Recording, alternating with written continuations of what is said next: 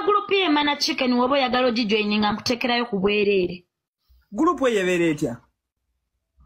Kankulageko wano ku ssimu ninagana olaba eno ssimu yange kankulageko wano eno kale katono nnyo.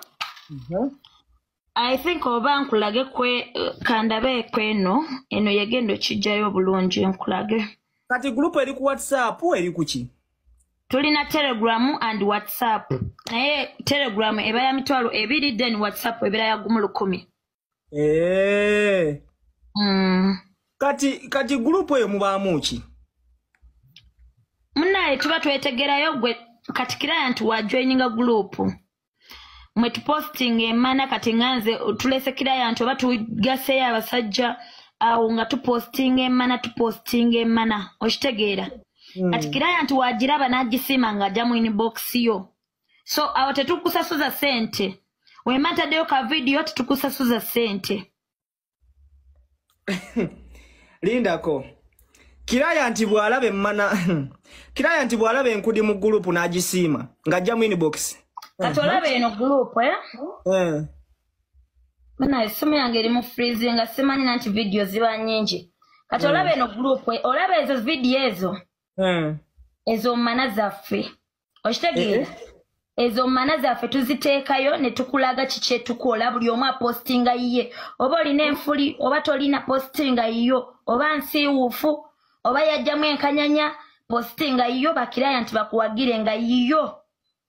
Wa postinga tali yiyo mukwano obuba bufere era wovira mu group yaffe. Lwakuba sigenda abikoonamu ebya TikTok obimanyi. Sigenda kubikoonamu. Emana eziri omunga nyingi. Nanti tuli bawala bangi atolowooza tuli batono. Tuli bawala bangi tulina group yaffe nga yabawala bokka. Kali kyembuuza. Kati omanyi otya nti emana yiye? Iyi kati waba asindika zitafaanagana nga wali asindisa enfuli mpanvu wali nasindika enfuli enjimu wali ng'omanya ono muyaayo ono kubanga era tuba twetegereza. Mwinamu abalina enfuli enjimu? Maama nnyaba abaana balina emisino giringa busolo. Abaana basika emisino ffe gye twasirwaliranga. Kutidde. Ebintu kati naffe twayongera tugiyita Mase Supermarket Mana Group. Mugiyita Mase Supermarket Mana Group. Supermarket ya Mana. Mukama Katonda wange taata. Katonda jangu ontwale. Katonda ekiseera kye wandeka ku nsi kiweddeyo jangu ontwale. Nyamba nzijulula Yesu. Nkimanyi bali ku neno ku live bandaba naye munaye tulina onoonya bakirayant ate tunaakola ki? Kakati senga Mase. Wanjisebo.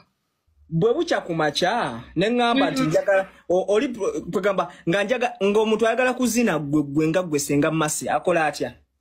Kasitabeera mu group kozi mbeera nnyo safe ku musajja nga ali mu group. Tokola delivery wa Mana. Tukola delivery ate ffe tetuli buno buwala mpa transport. Ffe tumanyi business mubeera mu losi n'amagoba. Tetukutawanya musimanyi ate nsindikira transport and whatever that. Ngenda kukola delivery ndi kutuseeko wawo naye nawereka. Kintu kya bulabe nnyo eri omwami yenna ng'olina obubonero buno wammanga naye ate n'osalawo kubusiriikirira. Omwami ng'ofuyisa kumukumu naddala mu biseera eby'ekiro oba kye tuyita frequent urination during the night, omwami ng'olumizibwa mu ndira oba kye tuyita low abdominal pain, omwami nga tokyasobola kusibwa musulo oba kye tuyita inability to hold back urine, sako n'omwami nga oba buukirwa ng'ofuka oba kye twandiyise burning sensation during urination. Obubonero bwonna bwonna bulaga nti prostate gland yo yagaziwa era ku advanced stage muvamu ekirwadde kye tuyita prostate cancer. Kale n'olwekyo wandibadde weefunira prostate lax capsules ku namba y'essimu eno 0708 786 53 oba 0760 77 16 01.